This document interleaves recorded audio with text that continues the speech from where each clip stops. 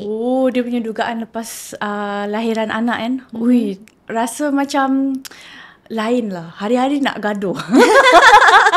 Rasanya orang tak tahu pasal, orang tak pernah cerita. Kenapa tak pernah orang cerita pasal hubungan suami isteri after ada dapat anak?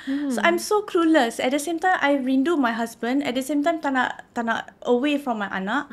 At the same time, macam you rasa macam dia macam berbeza lah. So memang rasanya selepas lahiran anak ni, it's a different level of relationship already. Dia tak macam zaman dulu masa kita dating sebelum ada anak, selalu together. We are like partners in crime. Sekarang ni we are like partners in diaper. Dia rasa macam tu lah. So banyak ajar Atika untuk bersabar. And also tak sangka Atika macam tengok my husband is a different side of him. So before this, my husband nampak macam yelah dia lain-lain anak orang kaya, semua maid buat, ini buat.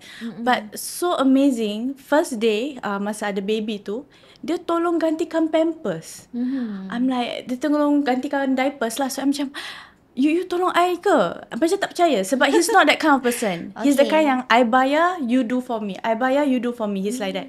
So macam, you tolong I gantikan. So that's the first time I jumpa my husband as someone yang berbeza.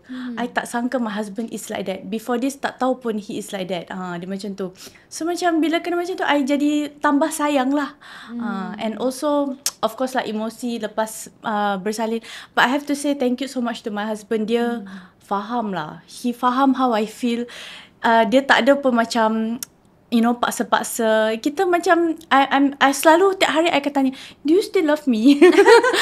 You masih sayangkan I tak? So macam tu. Yelah, I masih sayangkan you lah. So tanya dia, because macam dia sabar lah. For me, if I'm a man, I rasa I dah gerak dah. To me lah, kalau I jadi dia, I mean, apa yang I fikir my husband is actually not. Bila dah setelah ada baby, he's a different person. So macam terkejut lah, my husband rupanya macam ni rupanya. He will be hands on dengan baby. Ingatkan dia sejenis I bayar, you buat macam tu. No, dia tetap tukar pampers. So I see him a whole different person. And makin jatuh cinta tapi a different kind.